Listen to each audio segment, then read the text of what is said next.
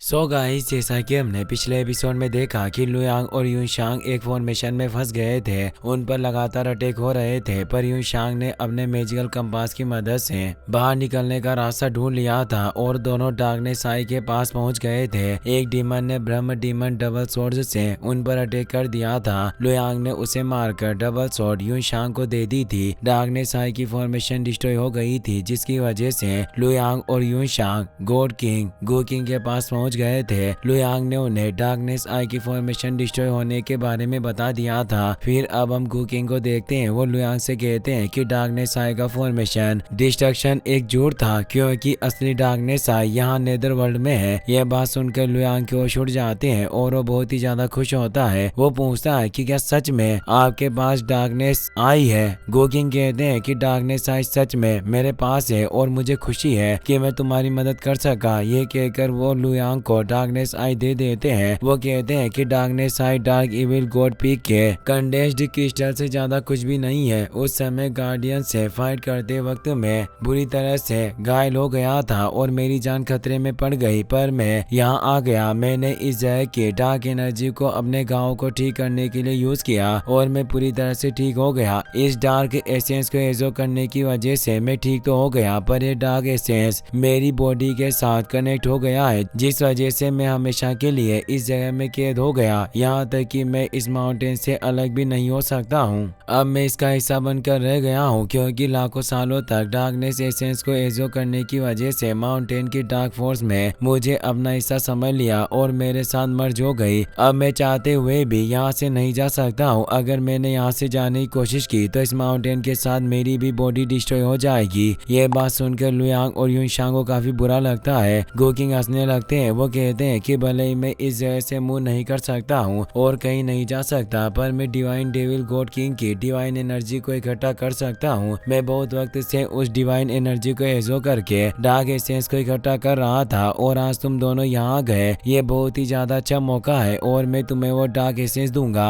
वैसे भी वो एनर्जी मेरे किसी काम की नहीं है। यह बात सुनकर लुयांग खुश हो जाता है और गो किंग को थैंक्स कहता है। गो किंग अपने मैजिक से डार्क एसेंस को बाहर निकाल देते हैं, जिसकी वजह से वहाँ दो फॉर्मेशंस एक्टिवेट हो जाती है। तो लुयांग और यूनशांग उन फॉर्मेशंस के अंदर बैठकर डार्क एसेंस को एजो करने लगते हैं। डार्क एसेंस को एजो करने की वजह से लुयांग के पीछे एक ड्रैगन एक्टिवेट हो जाती है और लुयांग पर अटैक करने लगता है, लेकिन तभी फॉर्मेशन के अंदर से एक डार्क स्वॉर्ड निकल कर आती है और अपने एक ही अटैक में उस ड्रैगन को डिस्ट्रॉय कर देती है। वो डार्क स्वॉर्ड भी डार्क एसेंस को एजो करने लगती है। गो किंग डार्क स्वॉर्ड को लेकर देखने लगते हैं। वो कहते हैं कि एट्रीब्यूट्स के एवोल्यूशन के हिसाब से आज तक मैंने कभी भी इस तरह का एवोल्यूशन नहीं देखा। इस स्वॉर्ड को देखकर ऐसा लगता है कि इसके अंदर किसी तरह का रेस्ट्रिक्शन है। अगर इसके अंदर रेस्ट्रिक्शन हो तो मुझे इसे तोड़ना होगा ताकि लुयांग इसकी पूरी पावर का यूज कर सके। ये कहकर गो किंग अपने मेथड्स की मदद से डार्क स्वॉर्ड का रेस्ट्रिक्शन हटा देते हैं और स्वॉर्ड को डार्क माउंटेन के टॉप पर फेंक देते हैं। फिर अब हम मोतियान को देखते हैं। वो नेदर वर्ल्ड वैली के रूल्स को तोड़कर वैली के अंदर आ जाता है और उसे कियान जी की डेड बॉडी भी मिल जाती है। कियान जी को देखकर मोतियान को बहुत ही ज्यादा बुरा लगता है और उसे गुस्सा भी बहुत आता है। वो जियांग जी की आंखें बंद कर लेता है और रोने लगता है। वो कहता है कि तुम्हें फिक्र करने की जरूरत नहीं है, मैं तुम्हारा फादर हूँ और जिसने भी तुम्हें मारा है मैं उसे जिंदा नहीं छोड़ूंगा। मैं उसे इतनी बुरी मौत मारूंगा कि वो मौत के बाद भी इस चीज को याद रखेगा। उन्हें मारने के बाद मैं इस पूरी वैली को भी डिस्ट्रॉय कर दूंगा ताकि तुम्हारी तरह किसी दूसरे की डेथ ना हो। ये कहकर वो कियान जी की बॉडी अपने पास रख लेता है और मैजिकल डस्ट से पैरों के निशान देखने लगता है। उसे लुयांग और यूनशांग के पैरों के निशान दिख जाते हैं। वो उस केव के अंदर जा रहे थे। उन निशानों को देखकर मोतियान को बहुत गुस्सा आता है और वो उन दोनों के बाहर आने का इंतजार करने लगता है। फिर हम लुयांग को देखते हैं। डार्क एसेंस को एजो करने की वजह से वो ब्रेक थ्रू करके 9th निर्वाणा इमोर्टल बन जाता है, जिससे उसकी पावर काफी बढ़ जाती है। यह देखकर गो किंग खुश हो जाते हैं। वो कहते हैं कि तुम 9th निर्वाणा इमोर्टल बन गए हो और अब तुम गॉड किंग बनने से सिर्फ एक कदम दूर हो। ये सच में बहुत ही ज्यादा खुशी की बात है। लुयांग कहता है क्या आप मेरी इतनी मदद कर रहे हैं, पर फिर भी मैं आपको यहाँ से बाहर नहीं निकाल सकता। इसमें मुझे बहुत ही ज्यादा बुरा लग रहा है। गो किंग कहते हैं कि तुम्हें मेरी फिक्र करने की जरूरत नहीं है। भले ही मैं इस वर्ल्ड में फंस चुका हूँ और मेरे पास पावर है, पर मैं उसे यूज नहीं कर सकता। लेकिन इसका मतलब ये नहीं है कि यह पावर किसी काम की नहीं है। मैं इस पावर को तुम्हें विरासत में दे सकता हूँ। डार्क एसेंस के अलावा मेरे पास तुम्हारे लिए एक और गिफ्ट है। ये कहकर डार्क सोर्ड को वापस अपने पास बुला लेते हैं और लुयांग उसे पकड़ लेता है। उस सोर्ड की डार्क एनर्जी को फील करके लुयांग चौंक जाता है। वो कहता है कि यह तो वॉइड ब्लेड है जिसके अंदर डार्क स्पीड की एबिलिटी होती है। यह कहकर वॉइड ब्लेड की मदद से एक पोर्टल ओपन कर देता है और एक डार्क स्पेस में पहुंच जाता है। यह देखकर कुकिंग खुश हो जाते हैं। वो कहते हैं कि आखिरकार तुम डार्क एट्रीब्यूट के सुप्रीम सीक्रेट को समझ ही गए। यूं शांग भी डार्क एसेंस की मदद से ब्रेक थ्रू कर लेती है और गॉड किंग बन जाती है, जिससे उसका डिवाइन व्हील भी एक्टिवेट हो जाता है। वो कुकिंग को डार्क एसेंस के लिए थैंक्स कहती है। यूं शांग के डिवाइन व्हील को देखकर कुकिंग हैरान हो जाते हैं। वो पूछते हैं कि आखिरकार तुम्हारा डिवाइन व्हील तुम्हारी बॉडी के बाहर क्यों है? क्या आजकल के इंसान इस कमजोर कल्टीवेशन मेथड का यूज करते हैं? लुयांग वॉइड पोर्टल की मदद से वहां आता है। वो कहता है कि मैंने गार्डियंस और सीनियर किंग जियान को गॉड किंग की पावर का यूज करते हुए देखा था, पर मैं कभी भी उनका डिवाइन व्हील आई नहीं देख पाया। क्या आप मुझे बता सकते हैं कि ऐसा क्यों है? गो किंग कहते हैं कि गॉड किंग बनने के लिए डिवाइन व्हील को कंडेंस करना जरूरी होता है। शुरुआत में सारे गॉड किंग के डिवाइन व्हील्स उनकी बॉडी में रहते थे, पर डिवाइन व्हील को बॉडी में कंडेंस करना बहुत ही ज्यादा मुश्किल होता है, जिस वजह से उस वक्त बहुत कम लोग ब्रेक थ्रू करके गॉड किंग बन पाते थे। लेकिन बाद में सब लोगों को पता चला कि डिवाइन व्हील को बॉडी में कंडेंस करना जरूरी नहीं है। डिवाइन व्हील को बॉडी के बाहर रखकर भी गॉड किंग बना जा सकता है। ये बात पता चलने के बाद धीरे धीरे बहुत सारे लोग डिवाइन व्हील को अपनी बॉडी के बाहर रखने लग गए, जिस मदद से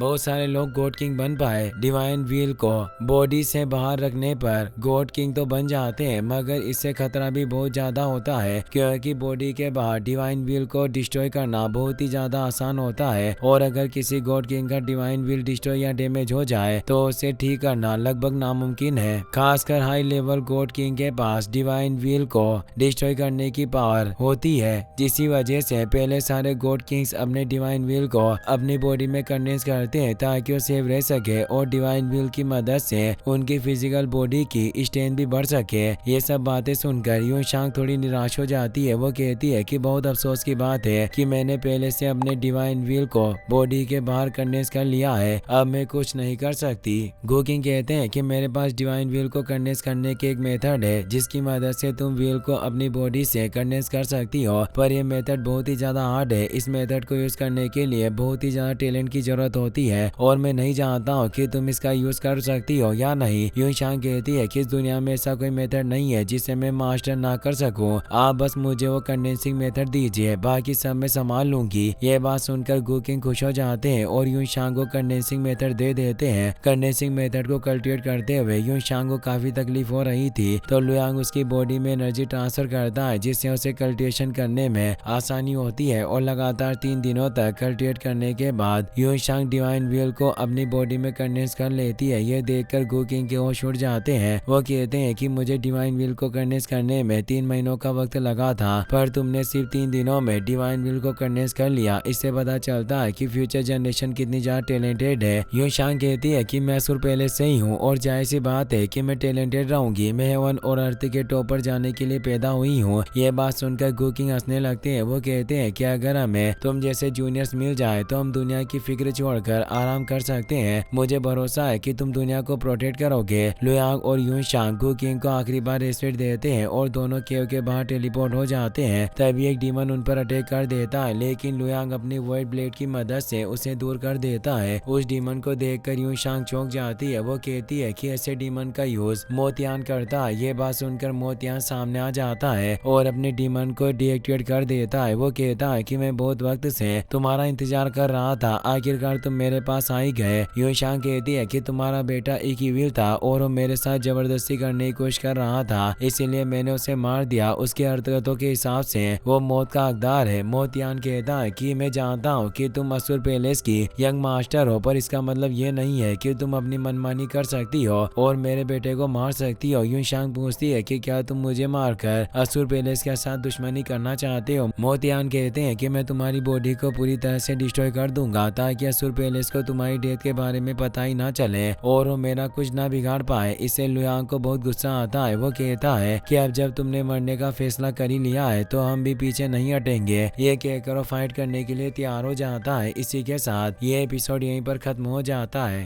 गाइस, अगर आपको वीडियो पसंद आया हो तो इस वीडियो को लाइक करने के साथ साथ चैनल को सब्सक्राइब जरूर कर लेना। मिलते हैं नेक्स्ट वीडियो में।